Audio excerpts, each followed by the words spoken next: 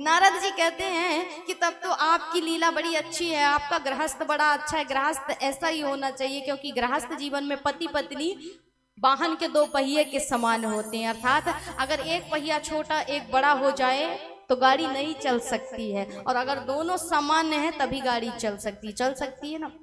कबीर जी ने बड़ा उदाहरण दिया, बड़ा सुंदर, कि कबीर के पास एक व्यक्ति आया, उसने कहा कि महाराज आप भी गृहस्थ हो, गृहस्थ में रह करके भजन कर लेते हो, गृहस्थ में रह करके हर चीजों को आप अच्छे ढंग से अच्छे तरीके से निर्वाहन कर लेते हो, लेकिन मैं क्यों नहीं कर पाता हूँ?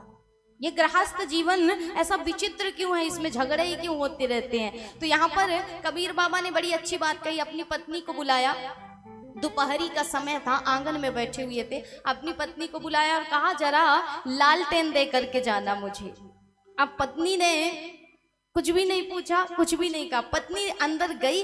और कबीर जी ने ये नहीं कहा था कि लालटेन जला करके दे के जाना, कबीर बाबा ने क्या कहा था कि लालटेन दे करके जाना मुझे। तो पत्नी ने क्या किया, लालटेन को जलाया और ला करके पति को दे दिया। अब वो व्यक्ति देख रहा है कि ये दोनों पागल है क्या, ये बाबा भी पागल है, इसकी पत्नी भी पागल है क्या, दोनों के दोनों पागल। इतनी दोपहरी में जब सूर्य उदित है, इतनी रोशनी में इसको लालटेन की क्या आवश्यकता है, और इसकी पत्नी तो इससे बड़ी पागल है, इसने तो लालटेन मांगी, वो जला करके ले आई महाराज। अभी उसको समझ में नहीं आई बात। कबीर बाबा ने पुनः अपनी पत्नी को आवाज दिया कि जरा मीठा लेकर के आना। अब उसकी पत्नी गई और क्या लेकर के आ गई, नमकीन लेकर के आ गई। अब तो वह व्यक्ति सोच रहा है कि इसकी पत्नी तो पूरी की पूरी पागल है, क्योंकि इसने मीठा मंगाया, ये नमकीन लेकर के आ गई महाराज। तो उस व्यक्ति से नहीं रहा गया, उसने कबीर बाबा से कहा कि बाबा ये सब तो छोड़ो, लेकिन गृहस्थ तो आपका ही बिगड़ा हुआ है, बताओ आपने दूसरी बात कही, आपकी पत्नी दूसरा काम कर रहे हैं, हम तो आपसे उपाय पूछने आ रहे हैं, लेकिन दुखी तो आप स्वयं है। कबीर बाबा ने कहा हम दुखी नहीं है, हम यही तो तुम्हें समझाना चाह रहे हैं उदाहरण दे करके कि जब तक आप गृहस्थ जीवन में सामंजस्य नहीं रखते हो, एक दूसरे के साथ समझदारी नहीं रखते, तब तक आपका गृहस्थ जीवन आनंद से नहीं चल सकता। उसमें नित्य झगड़े होंगे, लड़ाई होंगे, आप दुखी रहोगे। अर्थात हमने अपनी पत्नी से सिर्फ इतना कहा कि लालटेन दे देना, वो उसे लगा कि शायद कुछ आवश्यकता होगी, इसलिए उसने जला करके दे दिया। हमारी समझदारी ये है कि हमने उससे मीठा मांगा, उसने नमकीन ला करके दे दिया, तो हमने समझ लिया कि महाराज शायद घर के अंदर मीठा नहीं होगा, इसलिए हमारी गृहिणी ने नमकीन ला करके रख दिया। तो समझदारी तो दोनों की यहाँ पर अच्छी थी ना, और इसी समझदारी से हमारे बीच कभी कोई झगड़ा नहीं होता, लड़ाई नहीं होती है।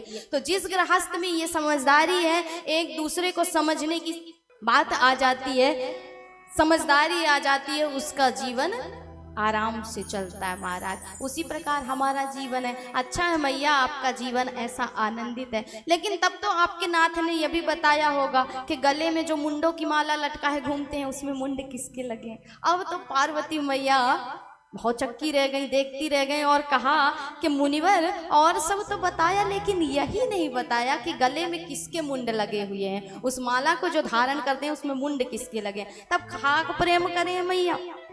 अब आए ना तो ऐसे नहीं, आज भोजन मत देना, आज आरती मत उतारना, आज बिल्कुल बात मत करना, मलिन वस्त्र धारण कर लो, को भवन में चली जाओ, और जब आए तो अपने स्वामी से पहले पूछना, वचन ले लेना और पूछना, तब बताएंगे, तब तुम्हें पता चलेगा। आज यही हुआ कि जब भोले बाबा आश्रम आए महाराज, तो देखा कि आज हमारी देवी को भवन में विराजमान है, मलिन वस्त्र पहन रखे, आभूषणों का परित्याग कर दिया है, ना कोई आरती की थाल, ना कोई स्वागत, ना सत्कार। भोलेनाथ आए और कहा देवी क्या बात है, ऐसे आज दुखी क्यों बैठी हुई, कोई संकट, कोई कष्ट।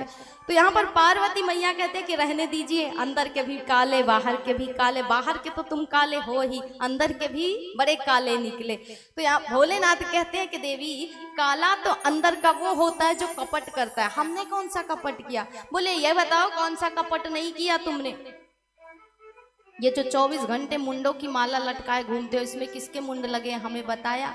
तो भोलेनाथ ने कहा देवी आज तुमने बड़ी विचित्र बात पूछ ली। आज तो भोलेनाथ भी विवल हो गए और आंखों में अश्रु आ गया और कहा आज तुमने ऐसी बात पूछी जो मैंने आज तक तुम्हें नहीं बताई।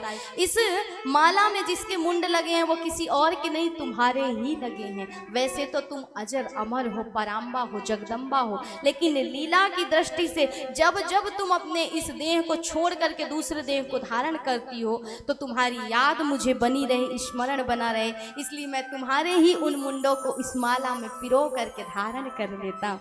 महाराज अब तो तुम महाकपटी निकले। बोले अब क्या हो गया ये तो बताओ। तो बोले कि ऐसी कौन सी औषधि तुमने पी रखी है कि तुम नहीं मरते, हमको ही मरना पड़ता है, जन्मना पड़ता है। महाराज ऐसी कौन सी औषधि पी रखी है, हमें भी पिलाओ। तो एक ही औषधि है देवी और वो है श्रीमद् भागवत कथामृत, तो मुझे भी पान कराइए। भोलेनाथ ने 3 शर्तें रखी। 3 शर्तों पर, 3 नियमों पर ही ये कथा होती है देवी, और जो इन नियमों का पालन करता है वही कथा का सच्चा अधिकारी है। भागवत की कथा सन्मुख बैठ करके सुननी चाहिए, ये बात तो सभी को पता है। इसलिए पीछे से कथा कभी नहीं सुनी जाती। अगर पीछे से जो कथा सुनता है तो ब्रह्म विद्या की चोरी का उसे पाप लगता है। इसलिए कथा हमेशा सन्मुख बैठ कर के ही सुननी चाहिए। और दूसरी बात यह है कि भागवत की कथा में बीच में उठना नहीं चाहिए। यदि आपके पास समय नहीं है आप बिल्कुल कथा में मत आइए। यदि आप मानेंगे, अन्यत्र पुराणों की भी बात मानेंगे, तो माना जाता है कि आरती से पहले हमें आना चाहिए, कथा आरंभ होने से पहले। यहाँ तो महाराज वक्ता आधी कथा सुना डाले तब लोग आते हैं। तो कुछ बात समझ में आती है, आधी अधूरी बात समझ में आएगी? नहीं आएगी ना। इसलिए क्या करना है, नियम क्या होता है, वक्ता से पहले आपको आना है और वक्ता के बाद आपको जाना है। अर्थात पहली आरंभ की आरती अवश्य देखनी है और विश्राम की भी आरती अवश्य देखनी है। क्योंकि हमारे जीवन में हम नित्य प्रति यज्ञ करते हैं, सभी को पता है ना, पंच यज्ञ नित्य प्रति करते हैं, जो सभी को पता है। घर में पूजा उपासना करना, किसी को दान देना, दक्षिणा देना, किसी का पेट चलाना, ये सब यज्ञ की ही श्रेणी में आता है। तो महाराज यहाँ पर जो ये आरती होती, जो ये कथा होती, ये भी एक यज्ञ हो रहा है, ज्ञान यज्ञ हो रहा है। इसमें यदि आप आरती के दर्शन किए बिना चले गए तो आपके घर में दरिद्रता आती है और आपके घर में दुख और संकट आता है। ये कोई बांधने के लिए हम नहीं कह रहे हैं आपको जाना है अभी आप उठ करके चले जाओ, लेकिन देवी भागवत महापुराण उठा लेना। और महात्मा की कथा में ही ये बात लिखी हुई है, कहीं मत जाना ढूंढने, महात्मा की कथा को पढ़ लेना। आपको जब कथा श्रवण विधि का वहां पर आप महात्मा में कथा पढ़ेंगे तो श्रवण विधि में बताया गया है कि जो भी व्यक्ति कथा में आरती से पहले उठ करके जाता है उसके घर में दरिद्रता आती है, दुख आता है, संकट आता है। इसलिए अगर समय नहीं है तो आप कहीं भी कथा हो बिल्कुल मत जाइए, और जाइए तो समय लेकर के जाइए। आरती का दर्शन करना आपके जीवन के समस्त बाधाओं को, संकट को काटता है, आपके जीवन से सारे दुख को खत्म कर देता है, निगेटिविटी को दूर कर देता है।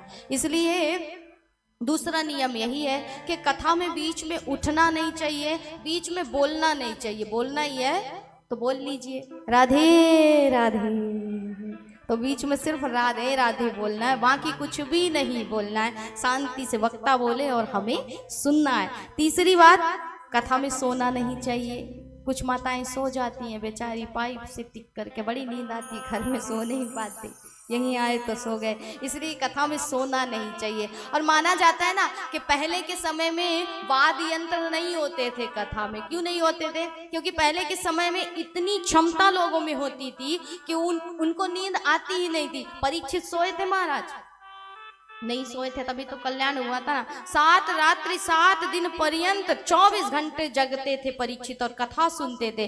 कोई संगीत, कोई वाद्य यंत्र नहीं होता था। लेकिन कलयुग में इसीलिए इसकी व्यवस्था की गई है ताकि बीच बीच में आप जागते रहो, सो ना जाओ, नींद ना आ जाए। क्योंकि नींद आ जाएगी तो पार्वती मैया की तरह स्थिति है जाएगी।